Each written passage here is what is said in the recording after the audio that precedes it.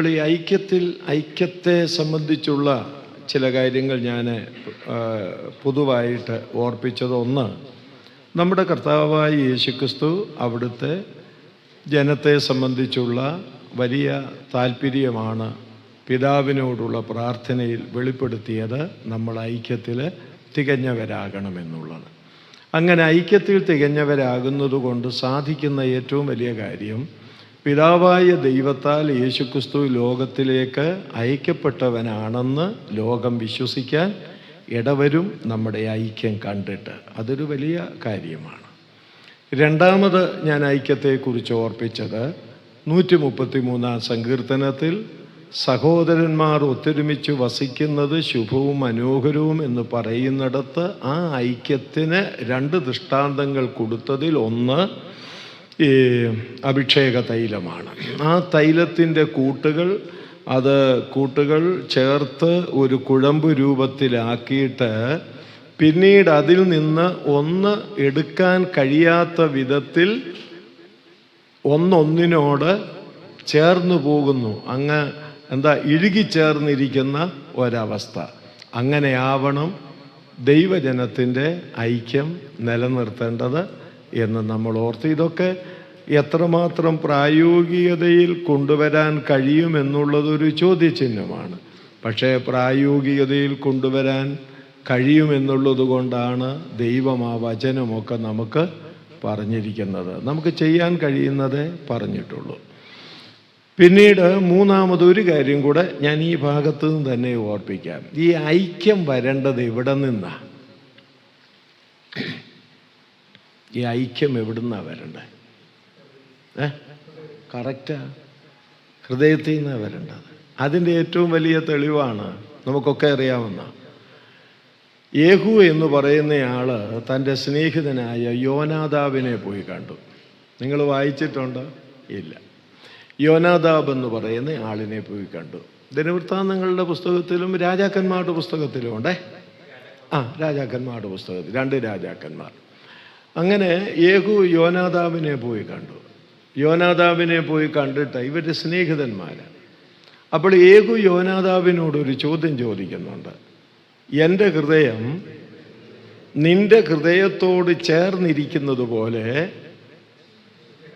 നിന്റെ ഹൃദയം പരമാർത്ഥമായിരിക്കുന്നുവോ?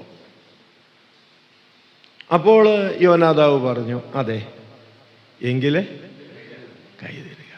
അപ്പോൾ കൈ കൊടുക്കേണ്ടത് എങ്ങനെ വേണം? പുറകിലൊന്ന് പറഞ്ഞേ, കൈ കൊടുക്കേണ്ടത് എപ്പോഴാണ് മോനെ? ഹൃദയങ്ങൾ തമ്മിൽ ചേർന്നിരിക്കുമ്പോഴാണ്. ഹൃദയങ്ങൾ തമ്മിൽ ചേർന്നിരിക്കാതെ കൈ കൊടുത്താലുള്ള കുഴപ്പം എന്നാ? ഷോൾഡർ വേദനിക്കാമെന്നല്ലാതെ ഒരു ഗുണവും ഇല്ല.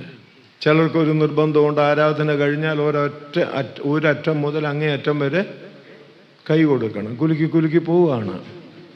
പക്ഷേ ഒരു ഗുണവും അതുകൊണ്ടില്ല. ഈ ഐക്യം വരേണ്ടത്, ഉത്ഭവിക്കേണ്ടത് ഹൃദയത്തിൽ നിന്നാണ്. ഞാനൊരു വസ്തുത പറയാൻ ആഗ്രഹിക്കുകയാണ്. നമ്മൾ സഭയിൽ അടുത്തടുത്തിരുന്ന് അപ്പം നുറുക്കുന്നുണ്ട്. അപ്പം നുറുക്കുമ്പോൾ നമ്മുടെ ശരീരങ്ങൾ തമ്മിൽ അടുത്തടുത്തുള്ള കസേരയിൽ നമ്മുടെ തോള് മുട്ടത്തക്കവണ്ണമാണ് നമ്മൾ ഇരിക്കുന്നത്. പക്ഷേ ഒരു രഹസ്യം നമ്മൾ മനസ്സിലാക്കേണ്ടത്, അങ്ങനെ അടുത്തടുത്ത് ശരീരം ഇരിക്കുമ്പോൾ ഹൃദയങ്ങളുടെ അകലമെന്ന് പറയുന്നത് പലപ്പോഴും അളക്കാവുന്നതിനേക്കാൾ അകലമായിരിക്കും. അതെത്ര പേര് ചിന്തിക്കുന്നുണ്ട്, എത്ര പേർക്കതിൽ ഭാരമുണ്ടെന്നുള്ളത് മനസ്സിലാക്കണം. ഞാൻ ആ ഭാഗം പറഞ്ഞു വിടുകയാണ്. അതുകൊണ്ട് ഇവിടെ ഇരിക്കുന്ന സഹോദരങ്ങളെല്ലാം അപ്പം നുറുക്കി ദൈവത്തെ ആരാധിക്കുന്നവരാ. ക്രിസ്തുവിൻ്റെ സഭയെന്ന ശരീരത്തിൻ്റെ അവയവങ്ങളാണ്. നമ്മൾ ശരീരം കൊണ്ട് മാത്രം ഒന്നിച്ചിരുന്നാൽ പ്രയോജനമുണ്ടാകുകയില്ല. നമ്മുടെ ഹൃദയങ്ങൾ തമ്മിൽ എന്ത് ചെയ്യണം? അടുക്കേണ്ടത് ആവശ്യമാണ്. ഇതൊക്കെ ഒരു ചോദ്യചിഹ്നമായി നമ്മുടെ മുൻപിൽ വരട്ടെ. ഈ പഠിപ്പിക്കുന്ന ഞാൻ ചാണ്ടപ്പിള്ള അങ്ങനെയാണോ? നിങ്ങൾ ഓരോരുത്തരും അങ്ങനെയാണോ? നമ്മുടെ സഹോദരിമാരോട് അങ്ങനെയാണോ? സഹോദരന്മാരോട് അങ്ങനെയാണോ? ഐക്യം വരേണ്ടത് ഹൃദയത്തിൽ നിന്ന്, അല്ലാതെ ഒന്ന് കൈ കൊടുത്തത് കൊണ്ടോ, ഒന്ന് ചിരിച്ചത് കൊണ്ടോ, ഒന്ന് തലകുലുക്കിയത് കൊണ്ടോ ഒരു ഗുണവുമില്ല. ഇപ്പോൾ ഞാൻ സണ്ണി സഹോദരനെ കാണും, ഓരോരുത്തരെയും അങ്ങ് പറയുക, സ്നേഹം കൊണ്ട് പറയുന്ന. സണ്ണി സഹോദരനെ കണ്ട് ഇങ്ങനെ കൈ കൊടുത്ത്, സണ്ണി സഹോദര ഉഷ ക്ഷേമമായിരിക്കുന്നു, മക്കളൊക്കെ UK-യിലും ദുബായിലും ഒക്കെ സുഖമായിരിക്കുന്നു, ആട്ടെ, ദൈവം അനുഗ്രഹിക്കട്ടെ എന്നിങ്ങനെ പറയുമ്പോൾ, സപ്പോസ് സണ്ണി സഹോദരനെ അറിയാത്ത ഒരാൾ, എന്നെ അറിയാൻ നന്നായി, സണ്ണി സഹോദരനെ അറിയാത്ത ഒരാൾ എൻ്റെ അടുക്ക നിപ്പുണ്ട്. നമുക്ക് വരുന്ന ഒരു പരീക്ഷയാണ് ഞാൻ ഈ പറയുന്നത്. കുശലമൊക്കെ ചോദിച്ചേച്ച് അദ്ദേഹത്തിൻ്റെ വഴിയിൽ പോയി. അപ്പോൾ ഈ അടുത്ത് നിന്ന ആൾ ചോദിച്ചു, അതേതാ ആ സഹോദരൻ? അപ്പം ഞാൻ പറയുക, ഒന്നും പറയാതിരിക്കുന്നതാ ഭേദം. ഞാൻ കൈ കൊടുത്തത് കൊണ്ട് എന്ത് പ്രയോജനം വന്നു? സഹോദരങ്ങളിൽ ചിന്തി, ദൈവാത്മാവ് നിങ്ങളെ തൊടട്ടെ, എന്ത് പ്രയോജനം വന്നു? ഞാൻ ആ കുശലൻ ചോദിച്ചത് കൊണ്ട് എന്തു ഗുണം വന്നു? ഒരുപക്ഷെ സഹോദരൻ പോകുമ്പോൾ ചാണ്ടപ്പിള്ള സഹോദരൻ എന്നോട് എന്തൊരു സ്നേഹമാണ്. പക്ഷെ ഒരു കാര്യം ഓർക്കണം, സകല ഹൃദയങ്ങളെയും അറിയുന്ന ഒരു ദൈവമുണ്ട്. ആ അഗ്നിജ്വാലയ്ക്കൊത്ത കണ്ണിൻ്റെ മുൻപിൽ എൻ്റെ സഹോദരനോട് ഞാൻ സംസാരിക്കുമ്പോൾ എൻ്റെ ഹൃദയത്തിൻ്റെ നില വളരെ വ്യക്തമായിട്ട് അവിടുന്ന് അറിയുന്നുണ്ട്. അപ്പോൾ ഈ ഐക്യം എവിടുന്ന് വരണം? ഹൃദയത്തിൽ നിന്ന് വരണം. ഹൃദയത്തിൽ നിന്ന് വരണമെങ്കിൽ, അത് പറഞ്ഞ് പെട്ടെന്ന് കയറുക, ഹൃദയത്തിൽ നിന്ന് വരണമെന്ന് വരികിൽ അതിന് തടസ്സമായത് എന്തെങ്കിലും ഉണ്ടെങ്കിൽ അപ്പോഴെന്ത് ചെയ്തേക്കണം? അങ്ങ് മാറ്റാൻ കഴിയുമോ? ഞാൻ നിങ്ങൾക്കൊന്നും തോന്നരുത്, കഴിവതും ശ്രമിക്കുന്ന ഒരു മനുഷ്യനാണ് ഞാൻ. പൂർണ്ണനൊന്നുമല്ല. പൂർണ്ണനാണെങ്കിൽ പിന്നെ ഈ സ്വർഗത്തിലോട്ട് അങ്ങ് പോയേച്ചാൽ മതിയല്ലോ. അല്ല, ശ്രമിക്കുന്നുണ്ട്, കഴിയണം. ഈ എഫേസ്യ ലേഖനം 4-ാം അധ്യായത്തിൽ തന്നെ പറയുന്നുണ്ട്, സൂര്യൻ അസ്തമിക്കുവോളം കോപം. ഇത് വെച്ചുകൊണ്ടിരിക്കുന്നതായി കുഴപ്പം വരുന്നേ. പിടികിട്ടുന്നുണ്ട്? കോപം വെച്ചുകൊണ്ടിരിക്കുന്നതാണ് ഐക്യത്തിന് തടസ്സം. ഇത് ഹൃദയത്തിൽ നിന്ന് വരാത്തത്, അഭിനയിക്കേണ്ടതായിട്ട് വരുന്നത്. സ്നേഹമുണ്ടെന്നും ഐക്യമുണ്ടെന്നും എനിക്ക് അഭിനയിക്കേണ്ടതായിട്ട് ഞാൻ ചിലപ്പോൾ ഓർക്കും, കുഞ്ഞുങ്ങൾക്ക് അവാർഡ് കൊടുത്തു. വാസ്തവത്തിൽ നമ്മുടെ ഇടയിൽ അഭിനയിക്കുന്നവർക്ക് കൊടുത്താലുണ്ടല്ലോ, കൊടുക്കാൻ ആരും കാണുകയല്ല, വാങ്ങാനേ എല്ലാവരും കാണുന്നു. മക്കളെ, എല്ലാവരും കേട്ടോണം, സൂര്യൻ അസ്തമിക്കുമ്പോഴും കോപം. ഇനി അതിനകത്തൊരു നർമ്മം പറയാൻ പോവുകയാണ്. കാലങ്ങളായി മിണ്ടാതിരുന്ന് അപ്പം നുറുക്കിക്കൊണ്ടിരുന്ന ഒരു കഥയായിരിക്കാം. ഒരു സഹോദരനോട് ഒരാൾ ഭാരത്തോട് പറഞ്ഞു, സഹോദര, എത്ര കാലമായി ആ ബ്രദർ മിണ്ടിയിട്ട് എന്തിനാ ഇങ്ങനെ കോപം വെച്ചുകൊണ്ടിരിക്കുന്നത്? സൂര്യൻ അസ്തമിക്കുമ്പോഴും കോപം വെച്ചുകൊണ്ടിരിക്കരുതെന്നല്ലേ വചനം പറയുന്നത്? അപ്പോൾ ഈ മിടുക്കം പറഞ്ഞ എന്നാന്നറിയാമോ? സൂര്യൻ അസ്തമിക്കുന്നില്ലല്ലോ. സൂര്യൻ അസ്തമിക്കുന്നില്ലല്ലോ. നമ്മളല്ലേ പറയുന്നത് സൂര്യൻ ഉദിക്കുക, സൂര്യൻ അസ്തമിക്കുക. അതില്ലല്ലോ. ഇതിപ്പോ അമേരിക്കയിൽ ഇപ്പൊ ഇല്ല, ഇത് കഴിയുമ്പോൾ അമേരിക്കയെ കാണും. ഇത് ഉദിക്കുന്നു അസ്തമിക്കുന്നുമില്ല, ഒരുപോലാണ്. എന്നെങ്കിലും അസ്തമിക്കട്ടെ, അപ്പം ഞാൻ കോപം. ഇപ്പം മിടുക്കനാ കേട്ടോ. 5 കിരീടം ഉണ്ടെന്ന ഉപദേശിമാര് പഠിപ്പിക്കുന്നു. ഇവൻ അവിടെ ചെല്ലുമ്പോൾ 6ാമതൊരു കിരീടം ഇവന്റെ തലയിൽ വെച്ച് കൊടുക്കും. എത്ര ദുഃഖകരമായ അവസ്ഥ. എന്നോടും നിങ്ങളോടും പരിശുദ്ധാത്മാവ് ഇടപെടട്ടെ. ഹൃദയത്തിൽ നിന്ന് വേണം ഐക്യം വരേണ്ടത്. ഹൃദയത്തിൽ ഇല്ലാത്ത ഒരു കാര്യവും നമ്മൾ അഭിനയിക്കാൻ ഇത്രയും ഓർത്താൽ മതി.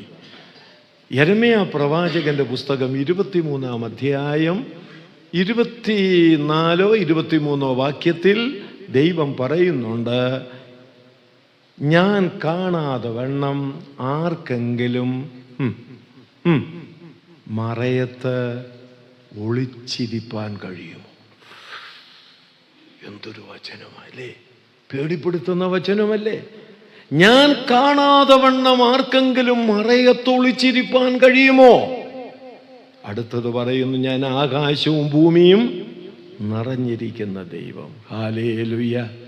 ആ ദൈവഭയം ഒരു പുതപ്പ് പോലെ നമ്മെ മൂടട്ടെ പ്രിയപ്പെട്ടവരെ. അതുകൊണ്ട് ഹൃദയത്തിൽ നിന്നാണ് ഐക്യം വരേണ്ടത്. അപ്പം ഞാൻ ഓർപ്പിച്ചു, ഐക്യത്തിൽ നടക്കണമെന്നുള്ളത് 4-ാം അധ്യായം എത്ര വാക്യമാ? 1 മുതൽ 7 വരെയുള്ള വാക്യം. അതിൽ നിന്ന് ഒരു 4 കാര്യങ്ങൾ ഐക്യത്തോടുള്ള ബന്ധത്തിൽ ഞാൻ ഓർപ്പിച്ച് ആ ഭാഗം വിടുകയാണ്, അധികം വിശദീകരിക്കുകയല്ല. 1, ഐക്യത്തിനുള്ള പ്രബോധനം. 4-ാം അധ്യായം 1-ാം വാക്യം നോക്കിയേ.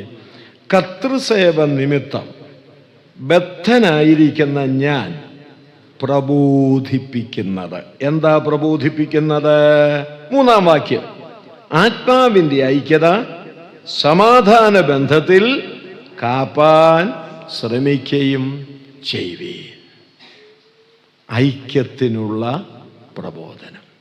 ഒരു കാര്യം ഓർക്കണം, ഇദ്ദേഹം ഈ ഐക്യത്തിന് വേണ്ടി പ്രബോധിപ്പിക്കുമ്പോൾ പുള്ളിയുടെ അവസ്ഥ എന്താ? പുള്ളിയുടെ അവസ്ഥ എന്താ?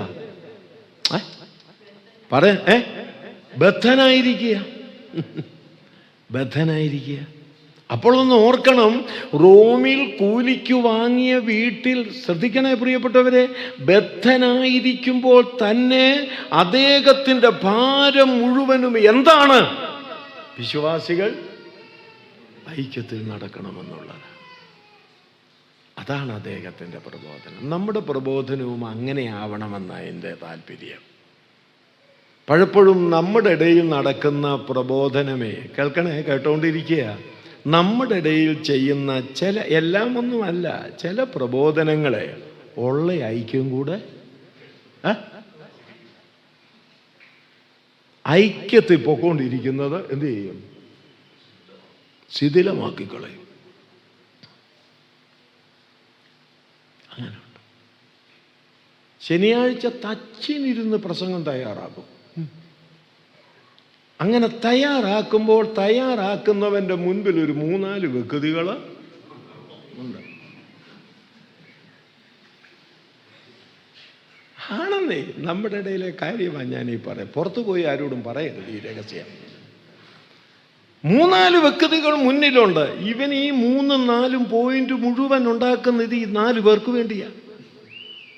ആ സഭയിൽ 50 പേരുണ്ടെങ്കിൽ 46 സമയം വെറുതെ പോയി കിട്ടുക പാടില്ല. ദൈവസന്നിധിയിൽ പറയുന്ന ഓരോ വാക്കുകളും വിലയുള്ളതാണ്. ദൈവം ശ്രദ്ധിക്കുന്നെന്ന് മനസ്സിലാക്കണം. ഞാൻ കോട്ടയത്തും എവിടെയും പറയുന്ന കാര്യമാണ്. ഞായറാഴ്ച പലയിടത്തും 30 മിനിറ്റേ ഉള്ളൂ, ചിലയിടത്ത് മാത്രം 45 മിനിറ്റ് കാണും. ആ 30 മിനിറ്റ് എന്ന് പറയുന്നത് കൂടി വന്നിരിക്കുന്ന 50 വ്യക്തികൾക്കത് വിലയുള്ള മിനിറ്റാ. മനസ്സിലാക്കണം, അത് വിലയുള്ള മിനിറ്റാ. അത് തട്ടിത്തെറിപ്പിക്കേണ്ടതല്ല. ജനത്തിനാവശ്യമായ പ്രബോധനം കൊടുത്ത് പറഞ്ഞ് അയക്കണം. അതാണ് വേണ്ടത്. പറയുന്നത് മനസ്സിലാകുന്നുണ്ടോ? നമ്മുടെ പ്രബോധനത്താൽ, ദൈവസഭയ്ക്കകത്ത് ചെയ്യുന്ന പ്രബോധനത്താൽ ഏതെങ്കിലും വിശ്വാസികൾ ഭിന്നിച്ചിരിക്കുന്നെങ്കിൽ അവരെ ഒന്നിപ്പിക്കുന്ന പ്രബോധനമായിരിക്കണം. അപ്പോസ്തലപ്രവൃത്തി 11-ാം അധ്യായം വായിക്കുമ്പോൾ എടുക്കണ്ട, 23 മുതലുള്ള വാക്യങ്ങളിലെ അന്ത്യോക്യയിലൊരു സഭയുണ്ടായി, അല്ലേ? ഉണ്ടായി. അത് ഉപദേശിമാരൊന്നും സ്ഥാപിച്ച സഭയൊന്നും അല്ല, പോയവരെ സുവിശേഷം പറഞ്ഞങ്ങുണ്ടായി. അങ്ങനെ ഒരു സഭയുണ്ടായി എന്ന് യെരുശലേം സഭയുടെ ചെവി കേട്ടു. അപ്പോൾ യെരുശലേം സഭയ്ക്ക് എന്തുണ്ടായിരുന്നു? ഇന്ന് പല സഭകൾക്കും നമ്മുടെ ഇടയിൽ ചെവിയില്ല. ഒരു പുതിയ സഭയുണ്ടായെന്ന് കേട്ടാൽ, ഒരു പുതിയ പ്രവർത്തനം നടക്കുന്നു കേട്ടാൽ, ആരാ അവിടെ? അത് ഇന്നാലും അതൊന്നും അധികം നിൽക്കാനൊന്നും. ഇങ്ങനെ കുറെ വലിയ മുടുക്കന്മാരാ നമ്മുടെ ഇടയിൽ. ചെവിയുണ്ടായിരുന്നു. അപ്പോൾ എന്ത് ചെയ്തു? ഭർന്നബാസിനെ അയക്കേണ്ടവനെയാണ് അയച്ചത്. ചിലരെ സഭയെ കയറ്റാൻ കൊള്ളുകയില്ല, 2, 3 ആക്കും. ആക്കിയേച്ചേ പോകത്തുള്ളൂ അവിടുന്ന്. എല്ലാ അനുഭവത്തിൽ നിന്നാണ് ഈ പറയുന്നത്.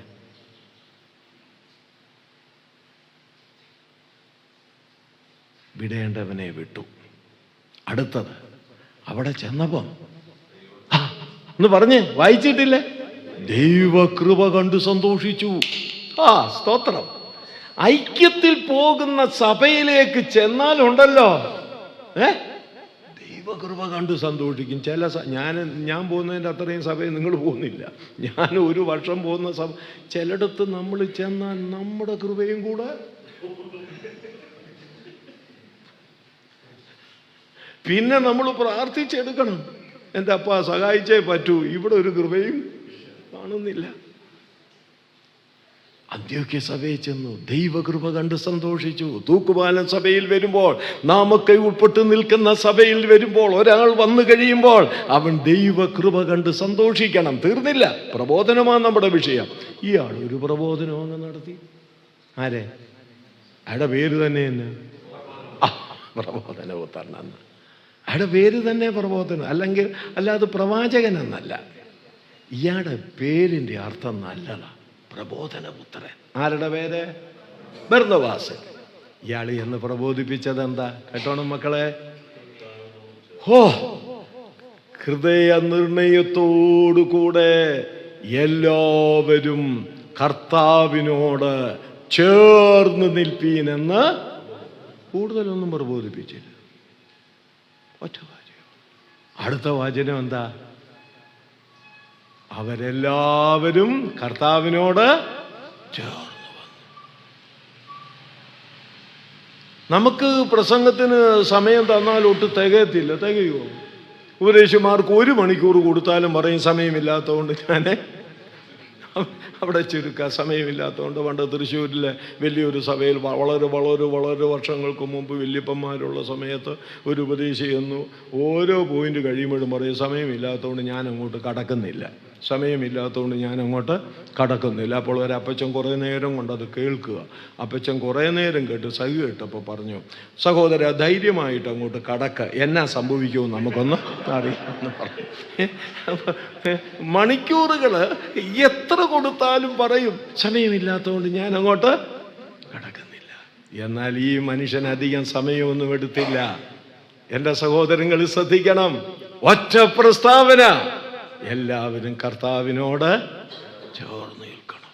ജനമെല്ലാം കർത്താവിനോട് ആ പ്രബോധനം കേട്ട് ചേർന്ന് നിന്നു. അതിൻ്റെ ഫലമായിട്ട് അവർ തമ്മിലും ചേർന്ന് നിന്നു. അപ്പൊ കർത്താവിനോട് പ്രബോധനം കേട്ട് ചേർന്ന് നിൽക്കുമ്പോഴാണ് വിശ്വാസികൾ തമ്മിൽ എന്ത് ചെയ്യുന്നത്? ചേർന്ന് നിൽക്കുന്നത്. അപ്പോൾ അങ്ങനെയുള്ള പ്രബോധനം കൊടുക്കണം. ഒന്നുകൂടെ പറയാതെ സംബന്ധിച്ച് ആ പ്രബോധനം കൊടുക്കുമ്പോൾ ദൈവഭയത്തോടുകൂടെ വേണം കൊടുക്കാൻ. നമുക്ക് ഉസിയാവിനെ പ്രബോധിപ്പിച്ച സക്കരിയാവിനെ കുറിച്ച് വായിച്ചിട്ടില്ലേ നിങ്ങൾ? ഉണ്ട്. അതെങ്ങനെയാ വായിക്കുന്നത്?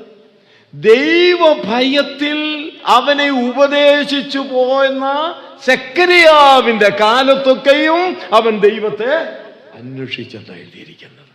സ്തോത്രം. എങ്ങനെ പ്രബോധിപ്പിച്ചു? ദൈവഭയത്തിൽ. ദൈവസഭയ്ക്കകത്ത് ഞാൻ എപ്പോഴും പറയും, ഒരു പ്രോത്സാഹന കളരി അല്ല.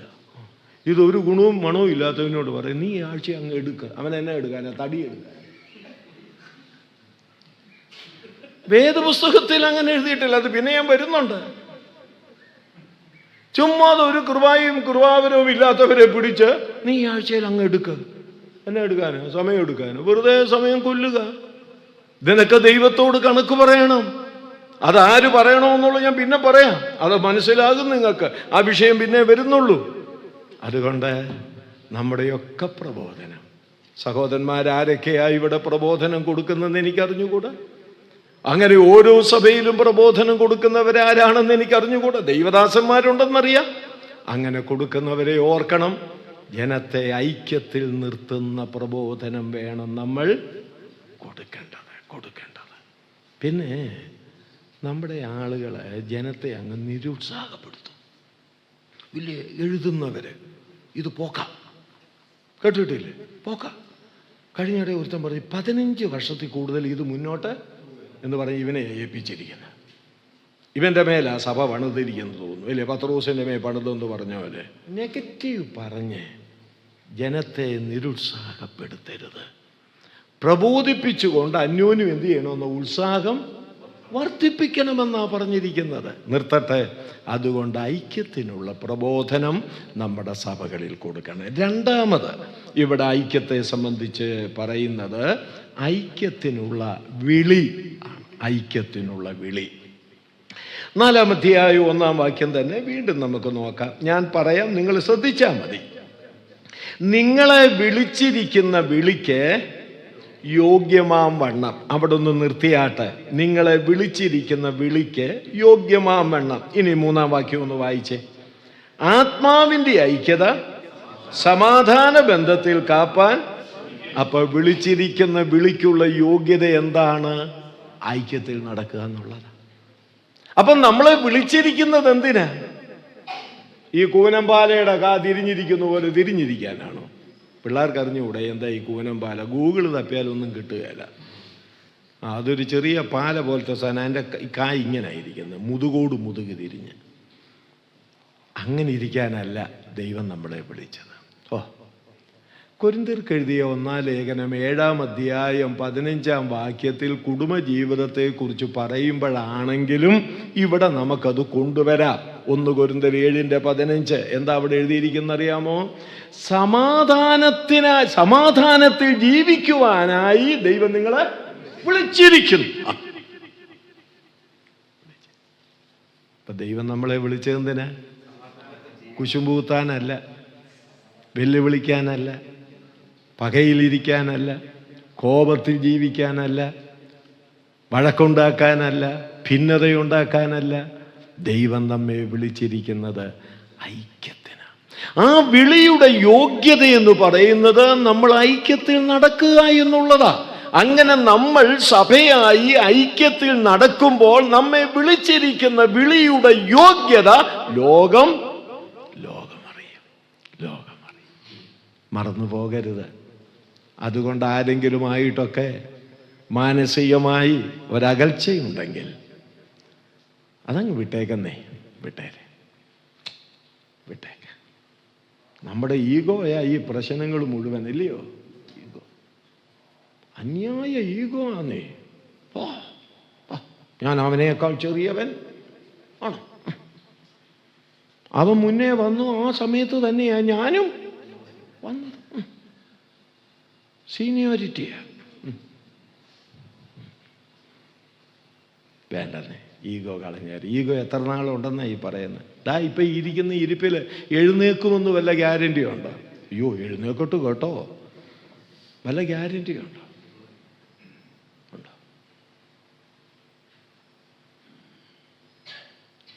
ഈ മൈക്കിന് മുമ്പിൽ നിന്ന് അവിടെ പോയി ഞാൻ ഇരിക്കുമെന്ന് വല്ല ഗ്യാരണ്ടി ഉണ്ട്?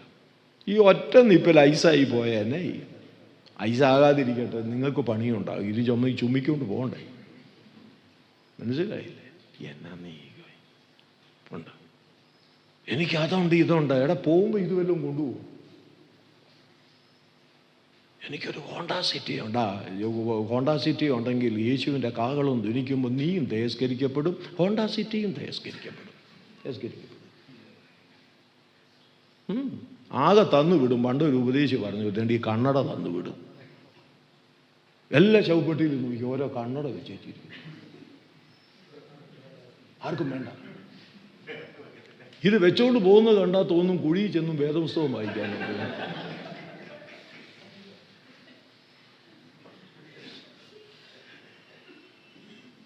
മനസ്സിലായി?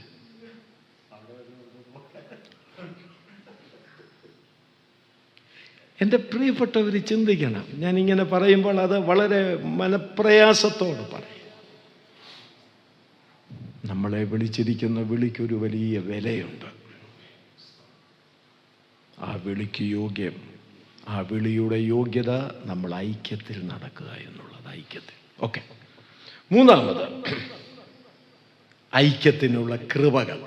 1 ഐക്യത്തിനുള്ള പ്രബോധനം, 2 ഐക്യത്തിനുള്ള വിളി, 3-ാമത് ഐക്യത്തിനുള്ള കൃപകൾ. രണ്ടും മൂന്നും വാക്യങ്ങൾ വായിക്കുമ്പോൾ ആ കൃപകളുണ്ട്. ആ കൃപകൾ ചിന്തിക്കുമ്പോൾ എണ്ണിയാൽ 7 കൃപകളുണ്ട്. അത് പറഞ്ഞു പോകുന്നേ ഉള്ളൂ, നമുക്ക് അതിനുള്ള നേരമേ ഉള്ളൂ. 7 കൃപകളുണ്ട്. എന്തൊക്കെയാണെന്ന് നോക്കാം. ഐക്യത്തിനുള്ള 1-ാമത്തെ കൃപ 2-ാം വാക്യത്തിൻ്റെ ആരംഭം, പൂർണ്ണ വിനയം. ഇന്ന് ഐക്യമില്ലാത്തതിൻ്റെ കാരണം എന്നാ? വിനയമില്ല. അതാ കാര്യം. വിനയമില്ലെങ്കിൽ പിന്നെന്തുവാ? നിഗളം. ദൈവം എതിർത്ത് നിൽക്കുന്നു എന്ന് പറയുന്ന ഒറ്റ കാര്യമേ ഉള്ളൂ, ഇല്ലേ? ബാക്കി പാപങ്ങൾക്കൊക്കെ ദൈവം നല്ല ശിക്ഷ നൽകും. കാര്യം ഞാൻ നിങ്ങളെ ശിക്ഷിക്കാതെ വിടുകയില്ല. പക്ഷേ ദൈവം എതിർത്ത് നിൽക്കുന്നു എന്ന് പറയുന്ന ഒറ്റ കാര്യമുള്ളൂ. ഏതാ? നിഗളം. എന്താ കാര്യം? നമുക്കൊക്കെ മുൻപ് ഒരുത്തൻ നിഗളിച്ചതാ, ഇല്ലേ? പുള്ളിയുടെ സിംഹാസനം തട്ടിയെടുക്കാൻ പോയതാന്നേ. നമ്മൾ മോശമല്ല. പണ്ട് ചെറിയാൻ സാറ് എഴുതി, നിങ്ങൾ വായിച്ചിട്ടുണ്ടായിരിക്കും, പണ്ടുകാലത്ത് ഒത്തിരി മുമ്പാ സുവിശേഷകനിൽ എഴുതി, ഈ മലയാളികളുടെ ഈ കസേറ കുതിയെക്കുറിച്ച് എഴുതിയതാ. പുള്ളിയുടെ മധുരയിൽ എന്തോ സംഭവം ഉണ്ടായപ്പം പുള്ളി പാവന എഴുതിയതാ. പാവനയാ. ഓരോ ഭാഷക്കാരും സ്വർഗത്തിൽ ചെല്ലുക. ഇംഗ്ലീഷുകാരൻ ചെന്നപ്പോൾ യേശു സിംഹാസനത്തിൽ നിന്ന് എഴുന്നേറ്റ് പോയി കയ്യുമൊക്കെ കൊടുത്ത് ഇംഗ്ലീഷുകാരനെ ഇരുത്തി. പിന്നെ ചൈനക്കാരൻ, അങ്ങനെ എല്ലാവരും എഴുന്നേറ്റ് പോയി കൈ കൊടുത്തിരുത്തി. ഒടുവിലൊരു മലയാളി വിശ്വാസി എന്നപ്പോൾ യേശു അവിടെ ഇരുന്നുകൊണ്ട് പറഞ്ഞു, അവിടെ പോയി ഇരുന്നോളാൻ പറഞ്ഞു. അപ്പോൾ യേശുവിനോട് ഇവൻ പരാതി പറഞ്ഞു. വന്നവരെ എല്ലാം യേശു അങ്ങ് എഴുന്നേറ്റ് എന്ന് കൈ കൊടുത്തിരുത്തിയല്ലോ, ഞാൻ വന്നപ്പോൾ എന്താ ഇരുന്നുകൊണ്ട് കസേറ കാണിച്ചത്? നീ മലയാളിയാ, ഞാൻ എഴുന്നേറ്റാ നീ ഓടി വന്ന് എൻ്റെ കസേറയിലിരിക്കുമെന്ന് പറഞ്ഞു. അതുകൊണ്ടാന്ന് പറഞ്ഞു.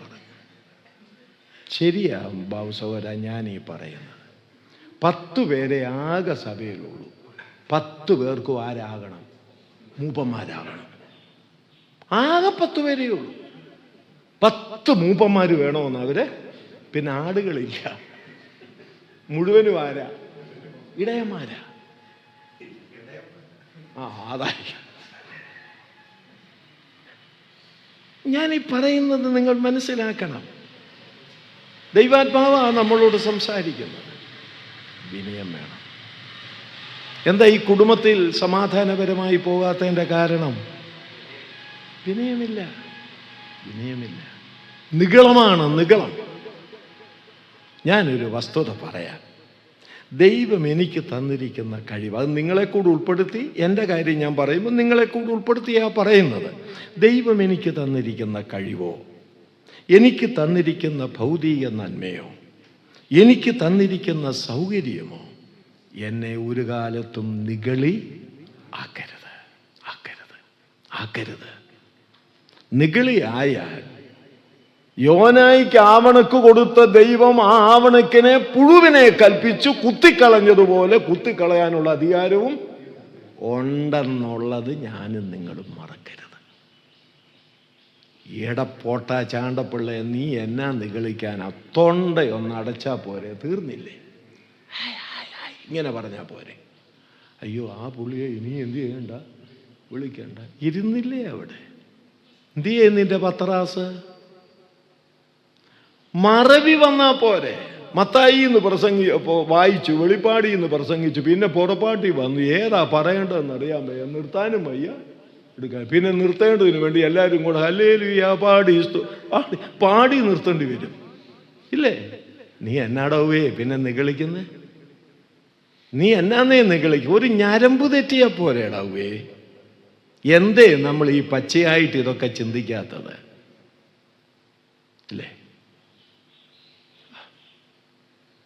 BSc നേഴ്സിംഗ്, വിജയ് ഹോസ്പിറ്റലിൽ ഹാർട്ട് ഓപ്പറേഷൻ തിയേറ്ററിലെ ഡോക്ടറുടെ കൂടെ നിൽക്കുന്ന ഒരു മലയാളി പെൺകുട്ടി, MSc സൈക്കോളജിയും എടുത്തു. എൻ്റെ മോളെടുത്തു. ദാ കിടക്കുന്നു 14 വർഷം കിടക്കയിൽ. ഒടുവിൽ യേശു അപ്പച്ചൻ്റെ അടുക്ക പോയി, എടാ പോട്ട ചാണ്ടപ്പിള്ളേ, നീ എന്നാ നിഗളിക്കാൻ? എൻ്റെ മോടെ കാര്യമാണ് ഞാൻ ഈ പറഞ്ഞത്. എന്നാ നിഗളിക്കാനാ? ഞങ്ങളുടെ അമ്മ പറയാറുണ്ട്, മക്കളെ കണ്ടും മാമ്പൂ കണ്ടും നീ ഞെളിയരുത്, ഭയപ്പെടണം, ഭയപ്പെടണം. വിനയം വേണം, വിനയം വേണം. ദൈവം നമുക്ക് ഓരോ നന്മയും നമ്മുടെ ചുമലിലേക്ക് വെച്ച് തരുമ്പോൾ നമുക്ക് കുനിയാൻ കഴിയണം.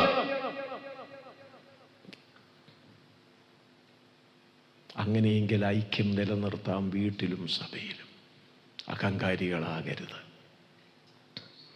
ഞാനിവിടെ ഇരിക്കുന്ന ദൈവദാസന്മാരോടും വിശ്വാസികളോടും ഒരു സംഭവം പറയാം. കുറേ കാലം മുമ്പ് വായിച്ച ബുക്കിൻ്റെയൊക്കെ വലിയ ഗമ പറയാനൊന്നുമല്ല, ഞാൻ ഒത്തിരി വായിക്കും. വാരൻ W.B.Ashby, ചിക്കാഗോക്കാരൻ, അയാൾ മരിച്ചുപോയി. അയാളുടെ ഒരു പുസ്തകം വായിച്ചുകൊണ്ടിരുന്നപ്പോൾ പുള്ളി വിനയത്തെക്കുറിച്ച് പറഞ്ഞത്, ബില്ലി ഗ്രഹാം ഒരിക്കൽ യാത്ര ചെയ്യുക, ഒരു മീറ്റിങ്ങിന് പോകാൻ യാത്ര ചെയ്യുക. അപ്പോൾ ബില്ലി ഗ്രഹാമിനെ അതുവരെ കണ്ടിട്ടില്ല, കേട്ടിട്ടേ ഉള്ളൂ. കണ്ടിട്ടില്ലാത്തൊരു മിഷണറി അതിനകത്ത് ഉണ്ടായിരുന്നു. അല്ല, അയാൾ കണ്ടിട്ടുണ്ട്, ഇടപെട്ടിട്ടില്ല. ബില്ലി ഗ്രഹാമിനെ കണ്ടപ്പോൾ ഓടി ബില്ലി ഗ്രഹാമിൻ്റെ അടുക്കൽ ചെന്നിരുന്നു. സീറ്റുണ്ടായിരുന്നു. കുശലാന്വേഷണമൊക്കെ നടത്തി ഇങ്ങനെ മുന്നോട്ട് പോയി. ബില്ലി ഗ്രഹാമിന് ഇറങ്ങേണ്ട സമയമായപ്പോൾ എന്നെ കണ്ണു നനച്ച ഒരു കാര്യമാണ്. ബില്ലി ഗ്രഹാം ഈ മിഷണറിയോട് പറഞ്ഞു, സാധാരണപ്പെട്ട ഒരു മിഷണറിയാണ്, എനിക്ക് വേണ്ടി പ്രാർത്ഥിക്കണമെന്ന് പറഞ്ഞു. അപ്പോൾ ഈ മിഷണറി വിചാരിച്ചത് അന്നത്തെ യോഗത്തിൻ്റെ നമ്മളൊക്കെ അങ്ങനെയാണല്ലോ, യോഗത്തിൻ്റെ അനുഗ്രഹത്തിനു വേണ്ടി, കൃപയ്ക്ക് വേണ്ടി പ്രാർത്ഥിക്കാനായിരിക്കും പറഞ്ഞതെന്ന് കരുതിയെങ്കിലും ഒന്ന് ചോദിച്ചു, ഞാൻ അങ്ങേക്ക് വേണ്ടി എന്തിനാ പ്രാർത്ഥിക്കേണ്ടത്? ആ വലിയ മനുഷ്യൻ പറഞ്ഞത് എന്താണെന്നറിയാമോ? ഞാൻ വിനയമുള്ളവനായി ജീവിക്കാൻ പ്രാർത്ഥിക്കണം. ആ വലിയ മനുഷ്യൻ, ആ വലിയ മനുഷ്യൻ ഈ അറിയപ്പെടാത്ത മിഷണറിയോട് പറയുക, എനിക്ക് വേണ്ടി പ്രാർത്ഥിക്കണം, ഞാൻ വിനയമുള്ളവനായി ജീവിക്കാൻ പ്രാർത്ഥിക്കണം. നമുക്കങ്ങനെ പ്രാർത്ഥിക്കാം. കർത്താവേ, ഞാനും എൻ്റെ മക്കളും വിനയമുള്ളവരായി ജീവിക്കാൻ പ്രാർത്ഥിക്കണം. അത് മുഖാന്തരം സഭയിൽ എന്തുണ്ടാകണം? ഐക്യമുണ്ടാകണം, ഐക്യമുണ്ടാകണം. രണ്ടാമത്തെ കൃപ അവിടെ പറയുക. രണ്ടാമത്തെ കൃപ സൗമ്യതയാണ്. സൗമ്യത. സൗമ്യതയ്ക്ക് ഏറ്റവും വലിയ മാതൃകയാരാ? യേശു എന്താ പറഞ്ഞത്? മത്തായി 11:29, ഞാൻ സൗമ്യതയും താഴ്മയുമുള്ളവനാകെ. സൗമ്യതയും താഴ്മയും പരസ്പര ബന്ധമുണ്ട്. സൗമ്യതയുള്ളിടത്ത് താഴ്മയുണ്ട്, താഴ്മയുള്ളിടത്ത് സൗമ്യതയുണ്ട്. എന്താ ഈ സൗമ്യത? സൗമ്യത ഇത്രയേ ഉള്ളൂ. എന്താ? തന്നെ ശകാരിച്ചിട്ട്, അതാ സൗമ്യത. തന്നെ ശകാരിച്ചിട്ട് പകരം ശകാരിക്കാതെ, കഷ്ടമനുഭവിച്ചിട്ട് അതുമാത്രം എടുത്താൽ മതി യേശുവിൻ്റെ സൗമ്യത കാണാൻ കഴിയും. നമുക്കാരേലും ഒന്ന് പറഞ്ഞാൽ പറയുന്നേ അനുഭവത്തിൽ നിന്ന് അങ്ങ് പറ. നമുക്കാരെങ്കിലും ഒന്ന് നമ്മളോട് പറഞ്ഞാൽ അവനെ അടിച്ച് തല താഴണം. പിന്നെ ചില സഹോദരിമാരുണ്ട്, ഇവിടെ ഇല്ല കേട്ടോ, വീട്ടിൽ ഈ ആമ്പർന്നോമാർ ചെന്നിട്ട് പറയും, നിങ്ങൾക്ക് രണ്ടും കൂടെ പറഞ്ഞേച്ച് ഇങ്ങോട്ട് വരാമേ, എന്നോട് കിടന്ന് ചാടിക്കയറാൻ കൊള്ളാമല്ലോ. നിങ്ങളല്ലേ വേറെ. ക്രിസ്തു നിമിത്തം നമുക്ക് ആരാകാം? പോഷനാകാം. നമ്മുടെ യേശു അപ്പച്ചൻ എന്താ ചെയ്തത്? സകലവും അറിയുന്നവൻ്റെ കൈ, ന്യായമായി വിധിക്കുന്നവൻ്റെ കയ്യിൽ കാര്യം പരിമേൽപ്പിച്ചു. ശകാരിച്ചിട്ട് പകരം ശകാരിച്ചിട്ടില്ല. അയ്യോ, ഇന്ന് ഈ വാട്സാപ്പ് വന്നേ പിന്നെ വാട്സാപ്പ് യുദ്ധമാണ് നടക്കുന്നില്ലേ? വാട്സാപ്പ് യുദ്ധം. കണ്ണ് തുറക്കുന്നത് വേദപുസ്തകമല്ല തപ്പുന്നത്, കണ്ണാട തുറന്നിങ്ങനെ വരത്തേ ഉള്ളൂ. ഇതാ തപ്പുന്നത് ഇല്ലേ? കണ്ണ് തുറക്കാൻ പാടാ, എന്നാലും വേണ്ടി ഇങ്ങനെ കണ്ണൊഴിച്ച് ആദ്യം വായിക്കുന്നത് ഇതാ വായിക്കുന്നത്. ആർക്കൊക്കെ എതിരെ ടോർപ്പിടോ ഇന്ന്. പിന്നത്തെ ജോലി പുള്ളിക്ക് എന്നാന്നറിയാം, പിന്നത്തെ ജോലി എന്നാന്നറിയാമോ? ഫോർവേഡ് ചെയ്യുക. അത് പുള്ളിക്ക് വലിയ സന്തോഷമാണ് കേട്ടോ. അറിഞ്ഞു? അപ്പോൾ ഞാൻ പറഞ്ഞത് അതല്ല വേണ്ടത്. ശകാരിച്ചിട്ട് പകരം ജീവിച്ചു നോക്കാം. അങ്ങനെ നിങ്ങളൊന്ന് മനസ്സിന് എന്തൊരു സുഖമാണെന്നറിയാമോ? 10 ദിവസം കഞ്ഞു കുടിച്ചില്ലേലും ആരോഗ്യമാണ്. നിങ്ങൾ ജീവിച്ചു നോക്ക്. അനുഭവത്തിൽ നിന്ന് കറക്റ്റ് ഞാൻ പറയുകയാണ്. ജീവിച്ചു നോക്ക്. ഇതുവരെ ജീവിക്കാത്തവർ ജീവിച്ചു നോക്ക്. പറയട്ടെന്നേ, എന്നെ ചീത്ത വിളിച്ചോട്ടെ, ദുരാരോപണം നടത്തിക്കോട്ടെ, എന്നെ അപകീർത്തിപ്പെടുത്തിക്കോട്ടെ, എനിക്കെതിരെ പോഷ്ക്ക് സംസാരിച്ചോട്ടെ, പക്ഷേ നിങ്ങൾ ഈ നല്ല പ്രവൃത്തി ആരംഭിച്ചവൻ യേശു ക്രിസ്തുവിൻ്റെ നാളിനോളം അത് വിശ്വാസം വേണം. വിശ്വാസം വേണം. പിന്നെ പ്രതികരിക്കുകയില്ല. പിന്നെ അടുത്തൊരു വാചകം സൗമ്യതയിൽ അവിടെ പറയുക, കഷ്ടം അനുഭവിച്ചിട്ട്. അതാണ് ഭയങ്കരം. ഞാൻ ചിന്തിച്ചിട്ട് എനിക്കൊരു എത്തും പിടിയും കിട്ടിയില്ല. കഷ്ടം അനുഭവിച്ചിട്ട് ഭീഷണം പറഞ്ഞില്ലെന്ന് പറഞ്ഞ അർത്ഥം എന്നാ? ഭീഷണിപ്പെടുത്തിയില്ലെന്ന്. മുൾക്കിരീടം വെച്ച് അടിക്കുന്നു, നമ്മൾ ഞായറാഴ്ചയൊക്കെ പറയും രോമം പിഴുതു പറിക്കുന്നു, ഇല്ലേ, മുഖത്ത് തുപ്പുന്നു, ചാട്ടവാറ് കൊണ്ടടിക്കുന്നു, കൈകളിലും കാലുകളിലും ആണികൾ അടിച്ച് കയറ്റുന്നു. എന്ത് കഷ്ടപ്പാട്! ഈ കഷ്ടമൊക്കെ അനുഭവിച്ചിട്ട് യേശു എന്ത് ചെയ്തില്ല? ഭീഷണിപ്പെടുത്തിയില്ല. ഭീഷണിപ്പെടുത്താമായിരുന്നു. യേശുവിൻ്റെ സ്ഥാനത്ത് നമ്മളായിരുന്നെങ്കിലോ എപ്പോൾ ഭീഷണിപ്പെടുത്തിയെന്ന് ചോദിച്ചാൽ മതി. എന്നാ പറഞ്ഞേനെ? പാപിക്ക് രക്ഷ വരുത്താൻ വന്നതുകൊണ്ട് ഞാനിപ്പോൾ ഇതെല്ലാം സഖ്യം. ഞാനൊന്ന് ഉയർത്തെഴുന്നേറ്റ് വരട്ടെ, അപ്പം നിന്നെയൊക്കെ.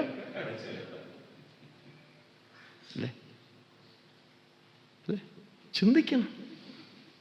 നമ്മളിങ്ങനെയാണേ ചിന്തിക്കേണ്ടത്. യേശു ഉയർത്തെഴുന്നേറ്റു, ശിഷ്യഗണത്തിന് പ്രത്യക്ഷനായി, ഇല്ലേ? പ്രത്യക്ഷനായി. അല്ലാതെ എത്ര പേർക്കെന്ന് പറയുന്നുണ്ട്? 500-ൽ പരം. 500 ഇരുന്നോട്ടെ, പരം അവിടെ നിൽക്കട്ടെ. ഈ 500 വ്യക്തികൾക്ക് പ്രത്യക്ഷനായതിൽ പീലാത്തോസ് അതിൽ ഉൾപ്പെടുമോ? നമ്മളാണേലോ ആദ്യം പീലാത്തോസിൻ്റെ അടുക്ക പോയേനെ. മോട്ടോർ ബൈക്ക് കിട്ടിയില്ലെങ്കിലും ഒരു സൈക്കിളിലാണേലും ആ പാലസിന് ചുറ്റും ഒന്ന് കറങ്ങിയിട്ട് അയാൾ അവിടെ നിപ്പുണ്ടെങ്കിൽ തന്നെ ഇങ്ങനെ കാണിച്ചാൽ. ഇപ്പം അയാൾ അറ്റാക്ക് വന്ന അപ്പം ചത്തുപോയനെ, അല്ലേ? Praise the Lord. ദൈവം നമ്മോട് ഇടപെടട്ടെ. പിന്നെ ഒരിക്കലേ ക്രൂശി കിടക്കുക. ഇതൊക്കെ ഞാനിങ്ങനെയൊക്കെയാ ചിന്തിക്കുന്നത്. താഴെ നിൽക്കുന്ന യഹൂദന്മാര് വെല്ലുവിളിക്കുക. എന്നാ വെല്ലുവിളി? നീ ഈ ദൈവപുത്രനെങ്കിൽ ക്രൂശിൽ നിന്ന്. നമ്മളാണ് ആ സ്ഥാനത്ത്. നമ്മളാണേലോ പറഞ്ഞേ, ആണി പറിച്ചുകൊണ്ട് നമ്മൾ ഇറങ്ങി വന്നു, അല്ലേ? ആണി പറിച്ചുകൊണ്ട് വേണ്ടടാ ഞാൻ നിൽക്കുന്നു. ഇപ്പം മനസ്സിലായോ ഞാൻ ആരാണെന്ന്? ദൈവപുത്രനാണ്. എന്നാ ഇനിയും ഞാൻ പോവാ, അല്ലേ?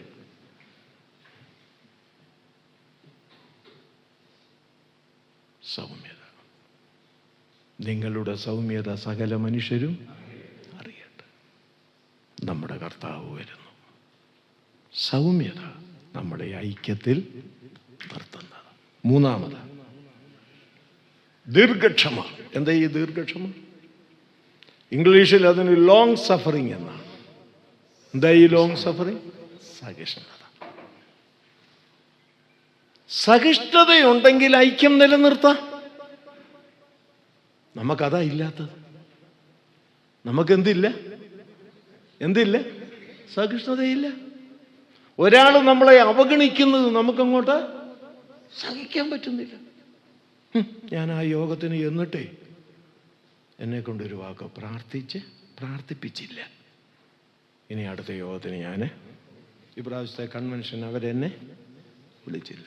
ഇനി ഒറ്റ ഒരെണ്ണത്തെ കണ്ടാൽ ഞാൻ മുഖം കൊടുക്കത്തില്ല,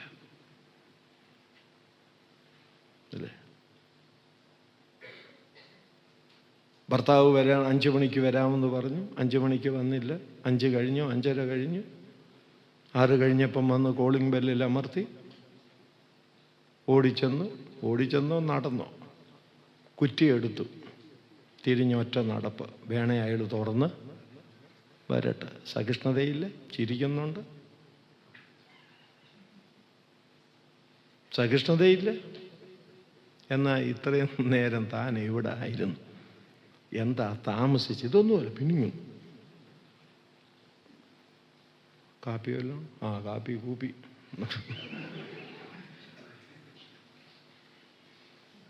യെസ്, സഹിഷ്ണുത. ഒരു കാര്യം പറഞ്ഞാൽ നിങ്ങൾക്ക് ചിലപ്പോൾ ചിരി വരും. ഒരു സഹിഷ്ണുത അബ്രഹാമിൻ്റെ ഒരു കാര്യമാണ്. ഇതൊക്കെ നമ്മൾ ശ്രദ്ധിക്കാതെ പോകുന്ന കാര്യങ്ങളാണ്. എനിക്കതങ്ങനെ പറയുന്ന ഇഷ്ടം. ഈ അബ്രഹാം 75-ാം വയസ്സിലാണ് കുഞ്ഞിനെ കൊടുക്കാമെന്ന് പറഞ്ഞു, ഒരു സന്തതിയെ കൊടുക്കാമെന്ന് പറഞ്ഞു. അന്ന് 75 വയസ്സേ പുള്ളിക്കുള്ളൂ. കൊടുത്തത് എപ്പോഴാണ്? 100-ാം. അപ്പം എത്ര വർഷം പുള്ളി നോക്കി നിന്നു? 25 വർഷം. ധൃതി സാറായിക്ക് കൂടി. പൊതുവെ അങ്ങനെ.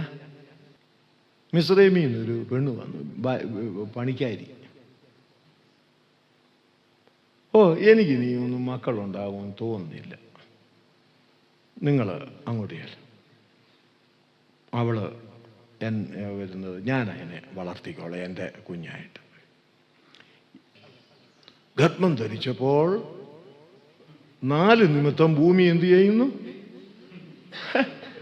സരസ്വാക്യത്തിൽ പറയ്ക്കുന്നു. ദാസി യജമാനത്തിയായാൽ ഒന്നതാ, ഇവള് അങ്ങ് യജമാനത്തിയായി. കാര്യം യജമാനത്തി മച്ചിയ, ഇവള് ഗർഭം ധരിച്ചു. അത് യജമാനനിൽ നിന്ന്. സാറാ പറഞ്ഞ വാക്ക് കേൾക്കണം, ഇതിൻ്റെയൊക്കെ കാരണം നീയാ. അബ്രഹാമിനോട് പറയുക, ഇതിനൊക്കെ കാരണം നമ്മളാണേലോ. ഉള്ളത് പറ. ആദ്യം എന്ത് ചെയ്തേനെ? കറക്റ്റാ, ഒന്ന് കൊടുത്തേനെ. ആ മനുഷ്യൻ ആരാന്നേ? ആ മനുഷ്യൻ ദൈവത്തോട് ചോദിച്ചപ്പോൾ ദൈവം പറഞ്ഞു, അവളെന്തോ പറഞ്ഞു വെച്ചാൽ കേട്ടോളാൻ പറഞ്ഞു. നിന്റെ കയ്യിലിരിക്കുന്നു, നിന്റെ ഇഷ്ടം പോലെ ചെയ്തോളാൻ പറഞ്ഞു. ഒരു വാക്ക് പോലും പറഞ്ഞില്ല. വേറെ ഒരുത്തൻ, അതിന് മുമ്പൊരുത്തൻ 10 മക്കളുണ്ടായിരുന്നു. ഇയ്യോബ് 10 മക്കൾ മരിച്ചു. ഭൂസ്വത്ത് പോയി, മൃഗസമ്പത്ത് പോയി, ആരോഗ്യം പോയി. കേൾക്കണം മക്കളെ, ശരീരം മുഴുവൻ പുണ്ണുപിടിച്ചു. ഓട്ടുകഷണമെടുത്ത് തന്നെത്താൻ ചുരുണ്ടുന്നു. ഇങ്ങനെ ഇരുന്നപ്പോഴാ പെണ്ണുമ്പിള്ള വന്നിട്ട് പറയുക, എന്തോ നീ ഇപ്പോഴും നിന്റെ ഭക്തി മുറുകെ പിടിച്ചുകൊണ്ടിരിക്കുകയാണോ? ദൈവത്തെ ത്യജിച്ചേച്ചു നീ പോയി ചാകാൻ പറഞ്ഞു. നമ്മളാണേലോ, നമ്മളിലേക്ക് വന്നിട്ട് വേണം പോകാൻ. നമ്മളാണേലോ എഴുന്നേക്കാൻ വയ്യെങ്കിൽ നീങ്ങ അതിനെ വന്നൊരു കാര്യം പറയാൻ, വയ്യാത്ത കൈകൊണ്ട് ജപിക്കലിന് കൂടുതൽ അല്ലേ? കേൾക്കണം, അയാളുടെ സഹിഷ്ണുതയായി പറയുന്നത്. എന്നിട്ട് ഈ പുള്ളി എന്നാ പറഞ്ഞെന്നറിയാമോ?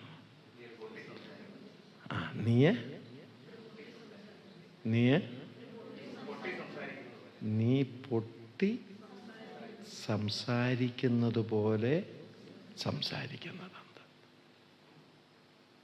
ഇവളെ പൊട്ടിയെന്ന് വിളിച്ചോ? പറ. നമ്മളാണെ പൊട്ടിയെന്നും വിളിക്കും, പുള്ളിയും ദീർഘവും കൂടെ കളഞ്ഞു വിളിക്കും. അല്ലേ? എനിക്ക് ഏറ്റവും ഇഷ്ടപ്പെട്ട ഒരു വാക്ക് അതിനകത്തുണ്ട്. ഇതിനാലൊന്നും ആദരം കൊണ്ട് സഹിഷ്ണുത. ചിലപ്പോൾ ചില സഹോദരന്മാർ തലതിരിച്ചു പോയെന്ന് വരാം, കൈതന്നില്ലെന്ന് വരാം. അവിടെയാണ് എന്ത് കാണിക്കേണ്ടത്? സഹിഷ്ണുത കാണിക്കേണ്ടത്. ആ സഹിഷ്ണുത കാണിച്ചാൽ സഭയ്ക്കകത്ത് എന്തുണ്ടാക്കാം? ഐക്യം ഉണ്ടാക്കാം. സ്തോത്രം. 4-ാമത് എന്താ?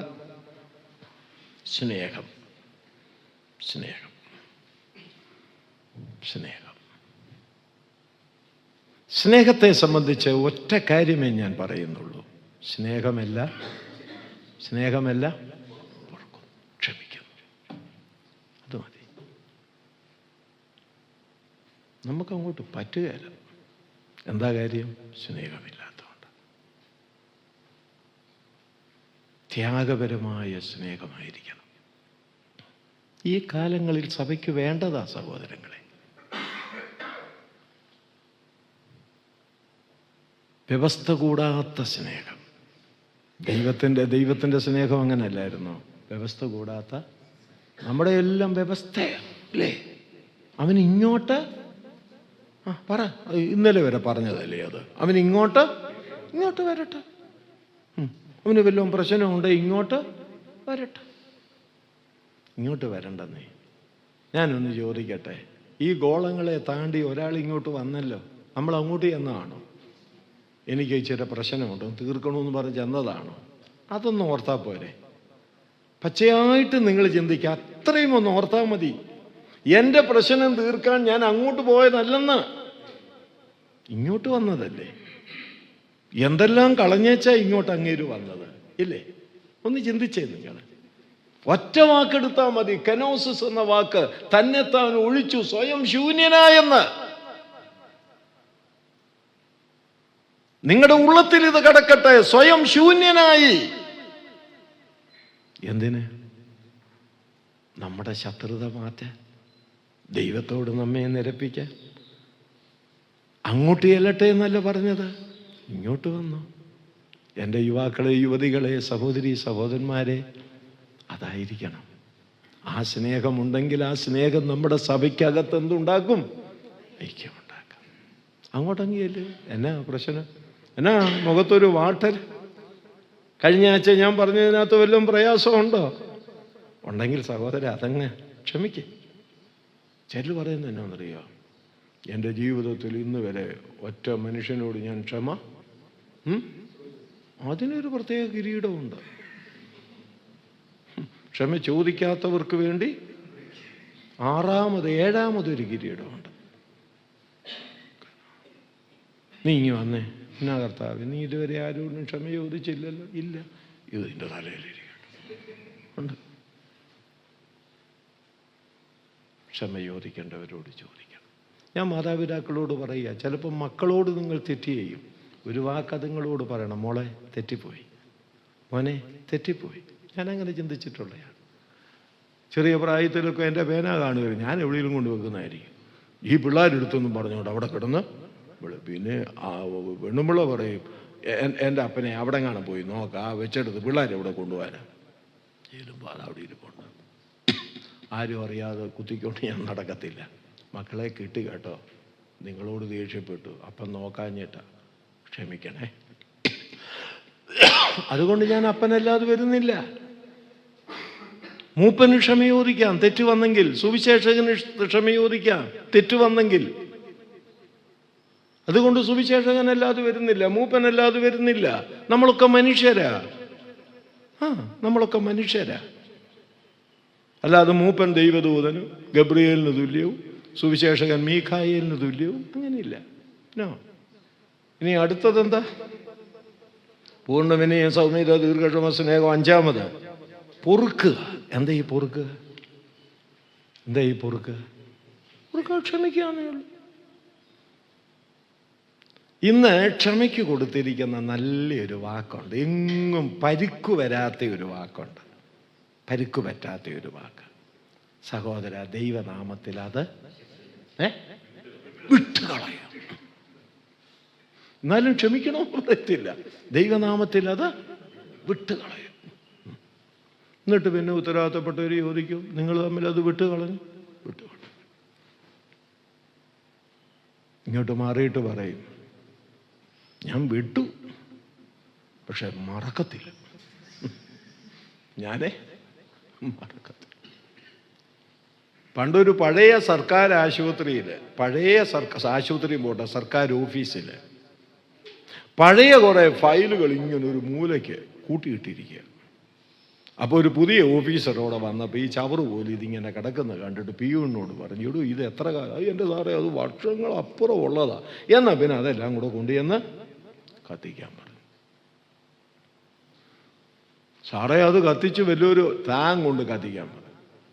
ഇവൻ അത് അതിൻ്റെ പുറത്തിട്ട് കെട്ടിടത്തിൻ്റെ പുറത്തൊരു മൂലയിലിട്ട് ആ കടലാസെല്ലാം കത്തിച്ച് കളഞ്ഞു. ഇവന് പിന്നെയും പേടി, ആരെങ്കിലും പഴയ റെക്കോർഡ് തേടി വന്നാൽ എന്നെ ചെയ്യും. അപ്പോൾ അകത്ത് വന്നിട്ട് പിന്നെയും ഓഫീസറോട് പറഞ്ഞു, സാറ് പറഞ്ഞിട്ടാണ് ഞാൻ കത്തിച്ച് കളഞ്ഞത്.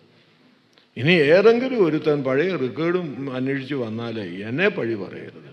നരികൾ പറയുക, നീ അതിന് പേടിക്കണ്ടടാ, അതിൻ്റെ എല്ലാത്തിൻ്റെയും പ്രിൻ്റ് ഞാൻ സൂക്ഷിച്ചിട്ടുണ്ടെന്ന് പറഞ്ഞു. ഞാൻ എടുത്ത് സൂക്ഷിച്ചിട്ടുണ്ട്.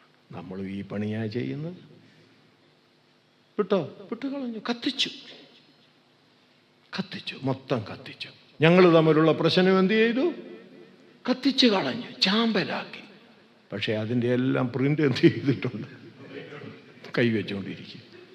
മനസ്സിലായില്ലേ? ശരിയല്ലേ ഞാൻ ഈ പറയുന്നത്?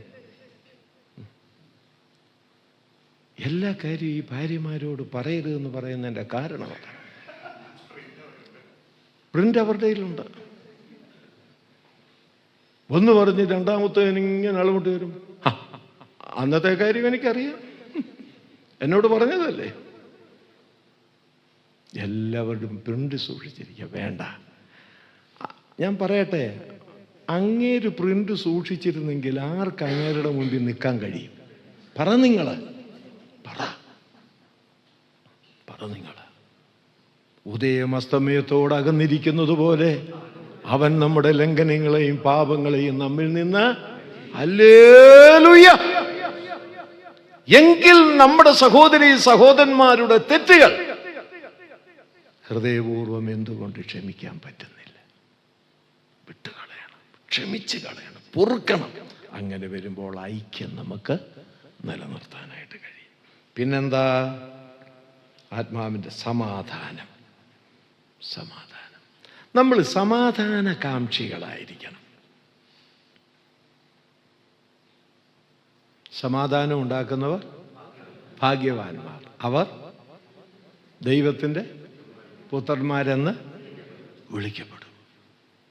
നെറ്റിയിൽ എഴുതി ഒട്ടിച്ചുകൊണ്ടൊന്നും നടക്കണ്ട. യോഹന്നാൻ 1:12 കാണാതെ പഠിച്ചുകൊണ്ടും നടക്കണ്ട. കാണുന്നവരോടെല്ലാം ഇതും പറഞ്ഞ് ഈ വാക്യത്തിൻ്റെ അടിസ്ഥാനത്തിൽ ഞാൻ ആരാ? ദൈവമകനെ പറഞ്ഞ് നടക്കേണ്ട കാര്യമില്ല. ഇത് മതി. വീട്ടിലും സഭയിലും എന്തുണ്ടാക്കിയാൽ മതി? സമാധാനം. ചില വീട്ടിൽ ചില ആമ്പർന്നന്മാർ ജന്മം ചെയ്ത സമാധാനം കൊടുക്കുകയില്ല. അത് പിള്ളേരോട് ചോദിച്ചാൽ അവർ പറയും. ചിലയിടത്ത് ഭാര്യമാരാ സമാധാനം കൊടുക്കാത്തത്. ചിലർ സഭയിൽ വരുന്നത് എന്തെങ്കിലും ഒരു പ്രശ്നം ഉണ്ടാക്കണമെന്നും പറഞ്ഞുകൊണ്ടാണ് വരുന്നത്. എന്നാലേ അവർക്ക് ചെന്നാൽ ഒരു ഉറക്കം വരികയുള്ളൂ. എന്തെങ്കിലും അങ്ങനെയാണ്.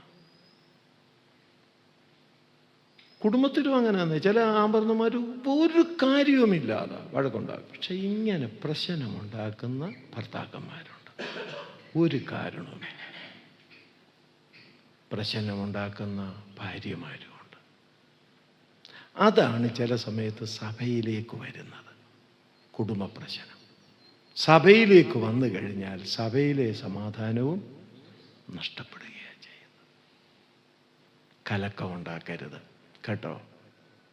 സഹോദരന്മാരോടും സഹോദരിമാരോടും പറയും, ദൈവസഭയാണ്. സഭയ്ക്കകത്ത് കലക്കം ഉണ്ടാക്കരുത്. തീരുമാനിക്കണം. നിങ്ങൾ കുടുംബമായി, ഒറ്റയ്ക്കൊറ്റയ്ക്ക് തന്നെയല്ല, കുടുംബമായി തീരുമാനിക്കണം. ഞാനാകട്ടെ, എൻ്റെ കുടുംബത്തിൽപ്പെട്ടവരാകട്ടെ, സഭയുടെ ഐക്യം തകർക്കുന്ന വിധത്തിലുള്ള സമാധാനക്കേട് ഉണ്ടാക്കുകയല്ല തീരുമാനമെടുക്കുക. ഏറ്റവും ഒടുവിലായി ഏഴാമത്തെ കൃപ എന്താ? അവിടെ അങ്ങനെ പെട്ടെന്ന് നോക്കിയാൽ കാണുകയല്ല. ശ്രമിക്കുകയും ചെയ്യുവീൻ.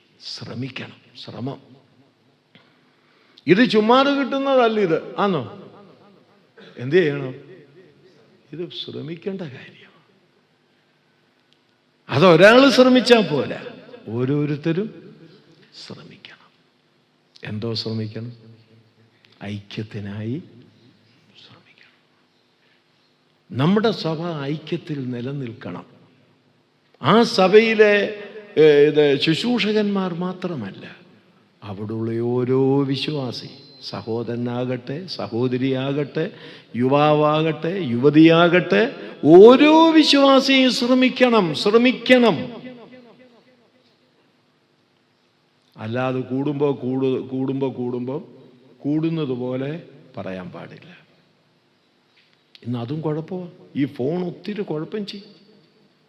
ഭിന്നതയ്ക്ക് നിങ്ങളുടെ കാര്യം പുള്ളി ഞങ്ങളുടെ വീട്ടിൽ വന്ന് പറഞ്ഞു. അപ്പം അവിടുന്ന് കഴിഞ്ഞ ആഴ്ച നിങ്ങളുടെ കാര്യം ഞങ്ങളുടെയും വീട്ടിൽ വന്ന് തീർന്നില്ലേ? പ്രശ്നം തീർന്നില്ല. എരുതിയിൽ എണ്ണ ഒഴിക്കുന്ന ആളുകൾ ഇവിടെ ഇരിപ്പുണ്ടെങ്കിൽ ഇന്ന് നിർത്തിയേക്കണം. നിങ്ങൾക്ക് നന്നല്ല. ശ്രമിക്കണം. കർത്താവ് സഹായിക്കട്ടെ. ഇനി ക്ലാസ് തീരാൻ പോവുക. നമ്മുടെ വിഷയം എന്താ? ഐക്യത്തിൽ നടക്കുക എന്നുള്ള വിളി, ഐക്യത്തിനുള്ള പ്രബോധനം, ഐക്യത്തിനുള്ള കൃപ എന്തൊക്കെ ചിന്തിച്ചു? 7 കാര്യങ്ങളൊന്ന് പറഞ്ഞ്. 1, വിനയം, സൗമ്യത, ദീർഘക്ഷമ, സ്നേഹം, ക്ഷമിക്കുക, പൊറുക്കുക, സമാധാനം, ശ്രമിക്കണം. ഇനിയും ഒരു കാര്യം കൂടെ ഉണ്ട്. നമ്മുടെ വിഷയം തീരുന്ന അങ്ങനെയാണ്. ഐക്യത്തിനുള്ള അടിസ്ഥാനം നടക്കുക എന്നുള്ള നമ്മുടെ വിഷയം. ഞാനതാ വിഷയം കൊടുത്തിരിക്കുന്നത്. എന്താണ് ഐക്യത്തിനുള്ള അടിസ്ഥാനം? ഐക്യത്തിനുള്ള അടിസ്ഥാനം നമുക്ക് അതിൻ്റെ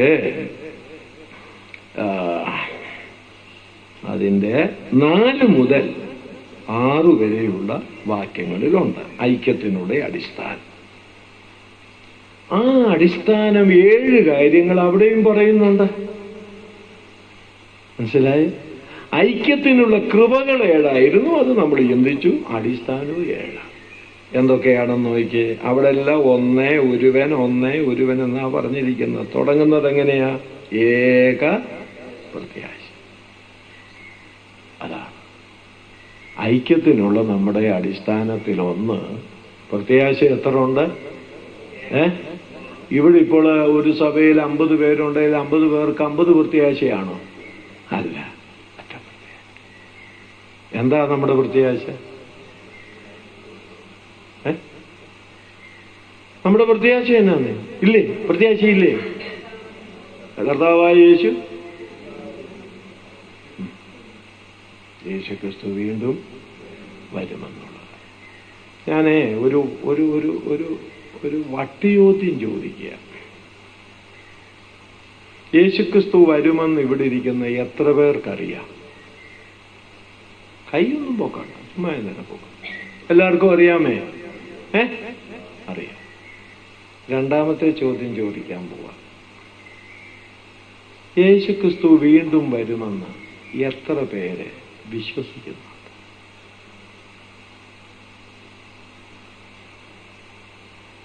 നിങ്ങളൊക്കെ പറയും നിങ്ങളെല്ലാവരും എന്ത് ചെയ്യുന്നുണ്ട്? കൊണ്ടേൽ ഇങ്ങനെ പോയാൽ മതിയോ?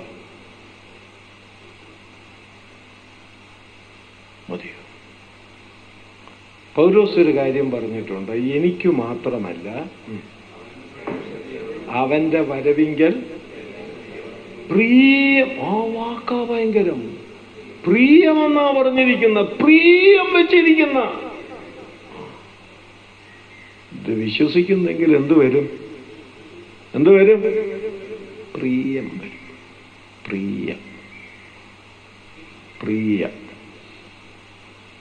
പ്രിയമുണ്ടെങ്കിൽ ചെയ്യേണ്ട കാര്യങ്ങൾ അപ്പോഴപ്പോൾ ചെയ്യുകയും കളയേണ്ട കാര്യങ്ങൾ അപ്പോഴപ്പോൾ. ഇപ്പൊ ഞങ്ങൾ തമ്മിൽ പ്രശ്നമുണ്ടെന്നേ, പ്രിയം വെച്ച് കഴിയുകയാണെങ്കിൽ ഓട്ടം നിർത്തൂ. കാര്യം എന്നാന്നറിയാം? എപ്പോഴാ അങ്ങേര് വരുന്നെന്ന്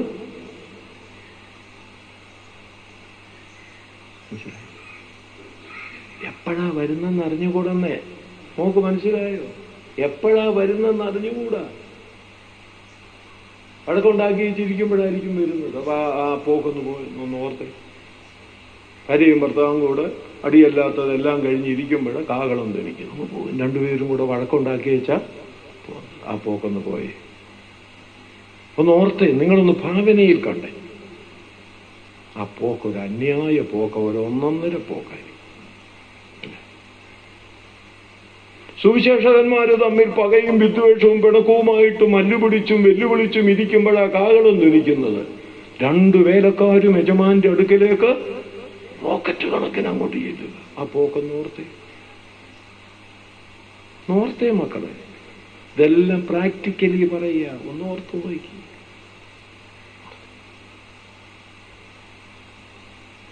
അരുതാത്തതൊക്കെ ചെയ്തു ഏറ്റുപറഞ്ഞു ഉപേക്ഷിക്കാതെ അതിനെ ശീലിച്ച് മുന്നോട്ട് പോവുക. അപ്പോഴാ കാഹളം ധ്വനിക്കുന്നെങ്കിൽ ഒന്ന് ഓർത്തേ. പണ്ട് YMEFന്റെ ഈ മൊബൈലൊക്കെ വരുന്നതിന് മുൻപ് YMEFന്റെ ക്യാമ്പിൽ സ്ഥിരം ചോദിക്കുന്ന ചില ചോദ്യങ്ങളുണ്ട്. അതിലൊരു ചോദ്യം ഇതാ: കയ്യിന്റെ ഭാര്യ. അവനതാ അറിയേണ്ടത്. എന്നിട്ട് വേണം അവൻ രക്ഷിക്കപ്പെടാൻ. കയ്യിന്റെ ഭാര്യ. പിന്നെ ചോദിക്കുന്ന ഒരു ചോദ്യമാണ്: സിനിമ കാണുന്നതിൽ എന്താ തെറ്റ്? അന്ന് തിയേറ്ററിൽ പോകണം. ഞാൻ ഇങ്ങനെയാ മറുപടിയോട്. ശരി, നിങ്ങൾ പോയി കണ്ടു. ഫസ്റ്റ് ഷോയോ സെക്കൻഡ് ഷോയോ ഇങ്ങനെ കണ്ടുകൊണ്ടിരിക്കുകയാണ്. യേശു എപ്പം വരും? അപ്പോൾ ആളുകൾ പറയും അതെപ്പം വേണേലും വരാം. ഇത് കണ്ടുകൊണ്ടിരിക്കുമ്പോഴാ വരുന്നെങ്കിലോ? അപ്പൊ എവിടുന്നാ പോന്നെ? എവിടുന്ന്? അവിടെ ചെല്ലുമ്പോൾ വെളിപ്പാട് പുസ്തകത്തിലെ ഒരു ചോദ്യം: ഇവരെവിടെ നിന്ന്?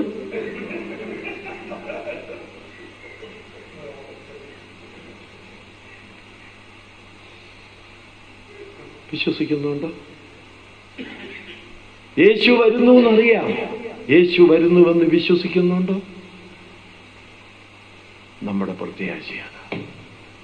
ആ ഏക പ്രത്യാശ രൂഢമൂലമായി നമ്മളിൽ വസിക്കുന്നെങ്കിൽ അത് നമ്മുടെ ഐക്യത്തിന്റെ അടിസ്ഥാനമാണ്. നമ്മൾ ഒരിടത്തോട്ട്, അതാ വിഷയം, നമ്മൾ ഒരിടത്തോട്ട് പോകേണ്ടതാ. ഒരാളെ എതിരേൽക്കാൻ പോവുകയോ, ഒരാളെ, മനസ്സിലായില്ലേ? അല്ലാതെ സഭാകോട് പിരിഞ്ഞ് ഒരാൾ മുന്നിലത്തേക്ക് അതുവഴി ഒരാൾ സൈഡിലേക്ക് അതുവഴിയും പോകുന്നത് പോലല്ല. യേശു വന്നു കഴിഞ്ഞാൽ ഒരേ രീതിയിലാ പോകുന്നത്. ഞാൻ കഴുക്കൂടങ്ങ് വന്നേക്കാം,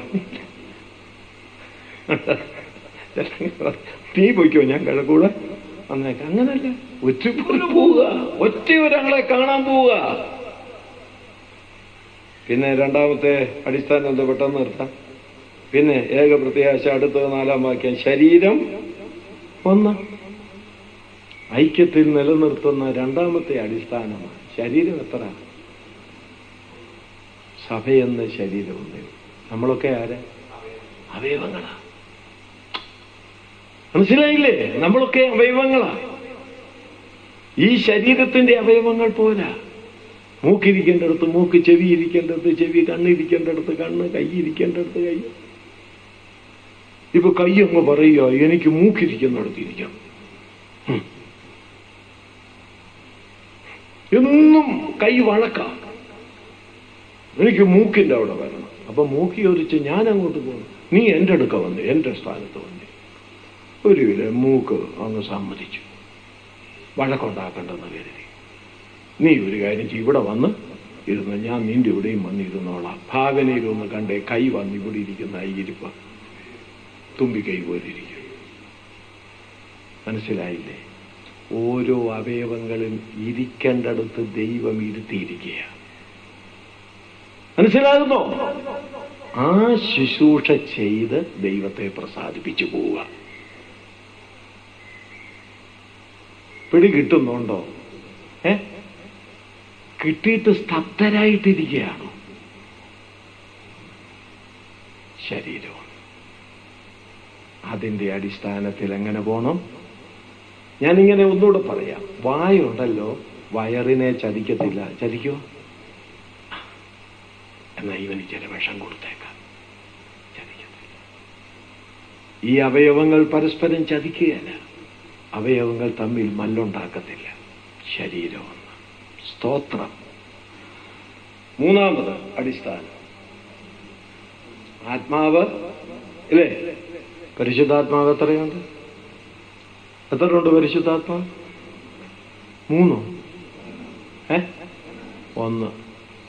പിന്നെ യേശു പറഞ്ഞല്ലോ, ചോദിക്കുന്നവർക്ക് ആത്മാവിനെ എത്ര എത്ര അധികം കൊടുക്കും? ഇപ്പോൾ ഒന്നായിട്ടാണോ ഈ അധികം കൊടുക്കുന്നത്? അധികം കൊടുക്കുമെന്നല്ലേ പറഞ്ഞേ? അതിന് എവിടെ പറഞ്ഞെന്നുള്ള അല്ലേ? ലൂക്കോസ് സുവിശേഷത്തിൽ പരിശുദ്ധാത്മാവിനെ എത്ര അധികം കൊടുക്കും? അപ്പോൾ അധികം കൊടുക്കണമെങ്കിൽ ഒന്നിൽ കൂടുതൽ വേണ്ടേ?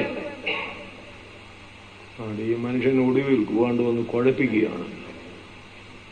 അവിടെ എത്രയധികം കൊടുക്കുമെന്ന് പറഞ്ഞാൽ പരിശുദ്ധാത്മാവിനെ ഒന്നിലധികം കൊടുക്കുമെന്നല്ല അതിൻ്റെ അർത്ഥം.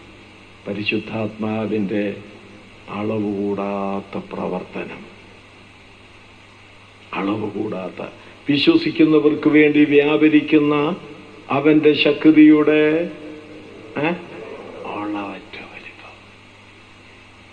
എന്നാൽ ആത്മാവൊന്നേ ഉള്ളൂ. ആ ആത്മാവ് നമ്മിലൊക്കെ എന്ത് ചെയ്യുന്നുണ്ട്? വസിക്കുന്നുണ്ട്. ഈ ആത്മാവിനാലാണ് നമ്മളെ മുദ്രയിട്ടിരിക്കുന്നത് വീണ്ടെടുപ്പിന്റെ നാളിനായി. അപ്പോൾ ഈ ആത്മാവിനെ ദുഃഖിപ്പിക്കരുത്. ആത്മാവൊന്നേ ഉള്ളൂ. അതുകൊണ്ട് നമ്മൾ ഐക്യത്തിൽ നിലനിൽക്കണം. പിന്നെ കർത്താവ്, എത്ര കർത്താവുണ്ട്? നമുക്കൊരു കർത്താവേ ഉള്ളൂ. നമ്മളെല്ലാവരും രക്ഷിക്കപ്പെട്ടത് ഏറ്റുപറഞ്ഞ എന്താ ഏറ്റുപറഞ്ഞ? സഹോദരന്മാരെ, മധ്യഭാഗത്തിരിക്കുന്ന സഹോദരന്മാരൊക്കെ ഒന്ന് പറഞ്ഞേട്ടെ, എങ്ങനെയാ രക്ഷിക്കപ്പെട്ട? റോമർ 10:9 യേശുവിനെ കർത്താവെന്ന് വാഗൊണ്ട് ഏറ്റുപറയുകയും. അപ്പോൾ യേശു നമ്മുടെ കർത്താവ്. ആ കർത്താവ് ഒന്നേ ഉള്ളൂ. കർത്താവ് എന്ന് പറഞ്ഞ് കർത്തൃത്വം നടത്തുന്നവൻ. ഭർത്താവ് എന്ന് പറഞ്ഞ് അതറിയില്ലല്ലേ? അതായി കുഴപ്പം. ഭർത്താവ് എന്ന് പറഞ്ഞ് ഭരിക്കുന്നവൻ. അവൻ നിന്നെ കൊച്ചുപിള്ളേരാ അത് പറയുന്നത്, ഭാര്യമാര് പറയുന്നത്. അവൻ നിന്നെ ഭരിക്കും. അത് ഹൗവയോട് ദൈവം പറഞ്ഞതാണ്. അവൻ നിന്നെ ഭരിക്കും. ഭർത്താവ് ഭരിക്കുന്നവൻ, കർത്താവ് കർത്തൃത്വം നടത്തുന്നവൻ, ഭരിക്കുന്നവൻ. നമുക്കൊറ്റ കർത്താവേ ഉള്ളൂ, യേശു കർത്താവ്. എല്ലാ വായും നാവും യേശു കർത്താവെന്ന് ഏറ്റുപറയും. ആ യേശു കർത്താവ്, ആ കർത്താവ് ഒരുവൻ, അവൻ നമ്മുടെ ജീവിതത്തിലുണ്ട്. അതാ അടിസ്ഥാനം നമ്മളെ ഐക്യത്തിൽ നിലനിർത്തുന്നത്. പിന്നെ വിശ്വാസം, പല വിശ്വാസമില്ല, ഒറ്റ വിശ്വാസം. എന്താ നമ്മുടെ വിശ്വാസം? പണ്ടൊരു ചെറുപ്പക്കാരനോട് ചോദിച്ചു, നീ എന്താ വിശ്വസിക്കുന്നത് ചോദിച്ചു. അത് ഞങ്ങളുടെ സഭ വിശ്വസിക്കുന്നതാ ഞാൻ വിശ്വസിക്കുന്നത്. അപ്പൊ ചോദിച്ചു, നിന്റെ സഭ എന്നാ വിശ്വസിക്കുന്നത്? അത് ഞാൻ വിശ്വസിക്കുന്നതാ സഭ വിശ്വസിക്കുന്നത്. അപ്പൊ പിന്നെ സഭയും നീയും എന്തുവാ വിശ്വസിക്കുന്നത്? സഭയും ഞാനും ഒരു കാര്യമാണ് വിശ്വസിക്കുന്നത്. എന്താ വിശ്വാസം? ഞാൻ അവസാനിപ്പിക്കട്ടെ. നമ്മുടെ വിശ്വാസം എന്താ? അതിവിശുദ്ധ വിശ്വാസം.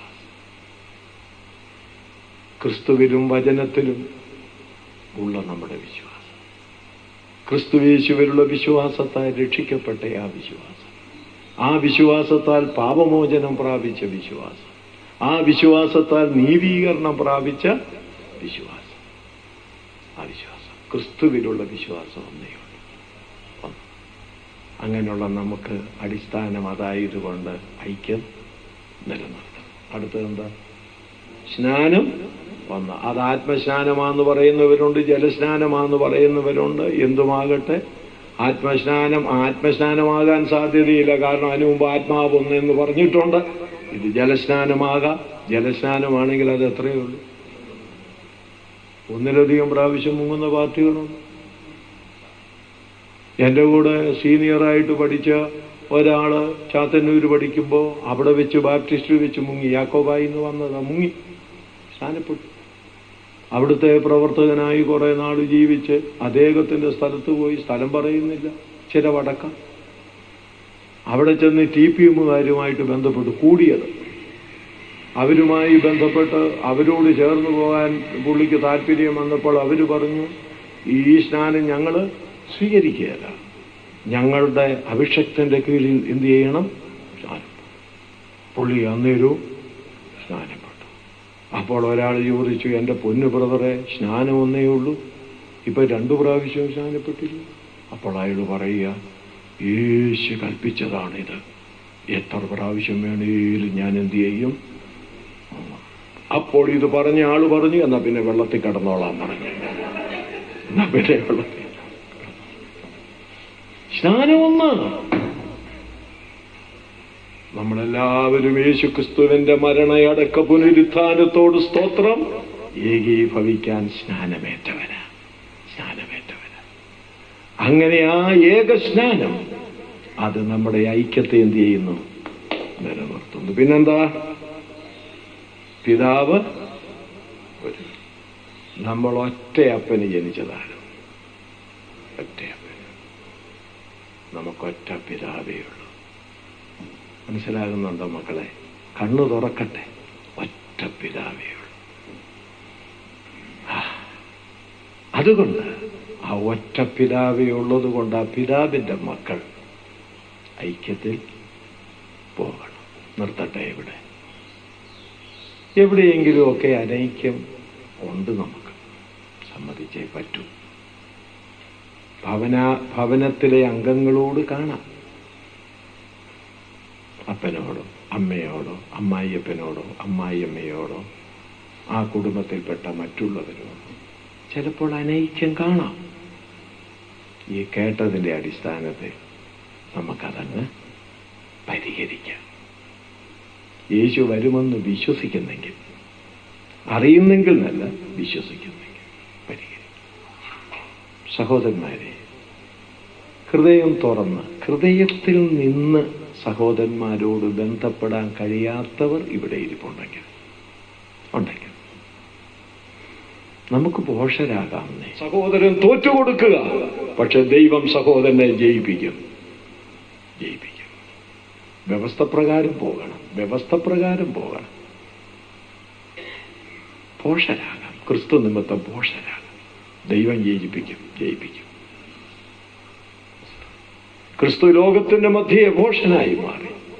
ദൈവമോ മരണപാശങ്ങളെ അഴിച്ചിട്ട് അവനെ ഉയർപ്പിച്ചു. സകല നാമത്തിനും മേലായ നാമം കൊടുത്തു. സ്വർലോകരും ഭൂലോകരും അധോലോകരും മടങ്ങാൽ മടങ്ങി യേശു കർത്താവെന്ന് പിതാവിന്റെ മഹത്വത്തിനായി ഏറ്റുപറയത്തക്കവണ്ണം പിതാവ് അവനെ ഏറ്റു ഉയർത്തി.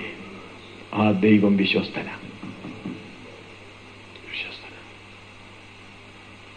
ദൈവം സഹായിക്കട്ടെ. കർത്താവിന്റെ നാമം വാഴ്ത്തപ്പെടുമാറാകട്ടെ.